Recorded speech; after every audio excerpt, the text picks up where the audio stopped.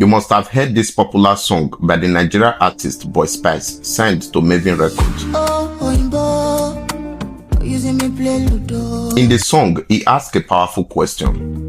Where my bros? Where you thief from the door? Now let me explain to you how the Edo state you see today went from being a mighty empire, a sovereign civilization of its own, to just one state within Nigeria. The Edo people you see today were originally known as Ubini people, later the Godomigodo people, and eventually became known as the Edo people. For over 2,500 years, the Benin throne has maintained royal festivals and traditions without interruption. Around the 1070 AD, Benin began transforming from a large community into an expanding kingdom. This happened during the reign of a king called Ogiso Odolige, who ruled from 1070 AD to 1085 AD. He was the 24th ruler of the first dynasty of kings in ancient Benin. Ogiso Odolige was a warrior king who unified several surrounding communities that shared common ancestry. Although he did not create the Benin Empire itself, about 330 years later, during the second Obaship dynasty, one of his descendants, Obaiwaye Ogidigan, expanded Benin into an empire. Obaiwaye extended the boundaries of what is now Edo State across vast territory, and because of this expansion, many Edo people migrated as far as the eastern and western region of present-day Nigeria.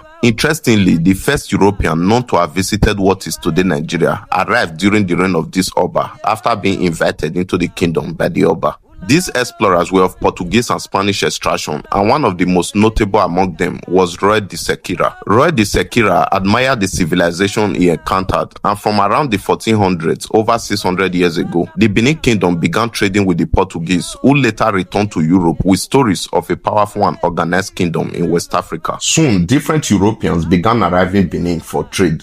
Goods such as ivory, pepper, rubber, and more were exchanged. By around 1550 AD, the Benin Empire had grown so influential that the Oba of Benin already had an ambassador in Europe. The empire became internationally recognized and well documented. At its height, Benin's influence stretched across large part of present-day southern, eastern, and western Nigeria. Its boundary reportedly reached areas close to Otun in present-day Ekiti State, bringing parts of the region under Benin influence. And this empire had wars and dishes that are still present in some part of today's Edo State. The wars were recorded in the 1970s by the Guinness World Record to have extended over 16,000 square kilometers, longer than the walls of China. Benin became one of the major trade centers in what is now known as Nigeria, even though Nigeria as a country did not exist yet. The Oba of Benin was seen as a highly centralized authority, and many Europeans arriving along the Bight of Benin for trade were often referred to the Oba for permission and diplomatic relations. In 1691, the Portuguese captain Lourenço Pinto visited Benin and reportedly described the city with amazement.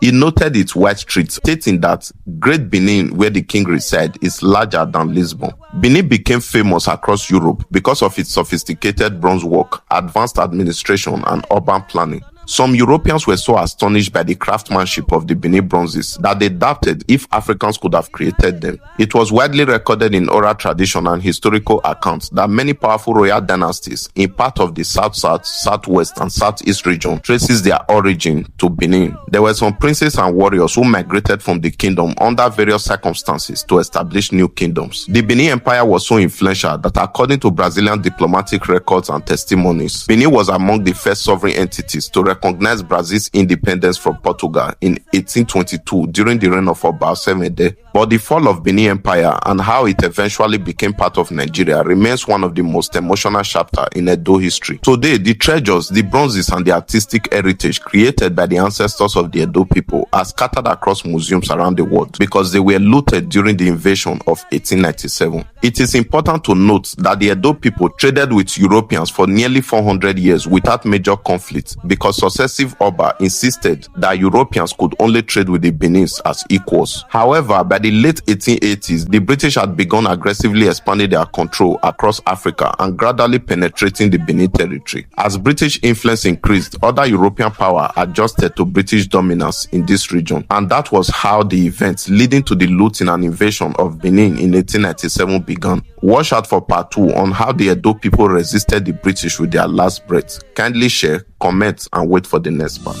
Oh, using me play Ludo.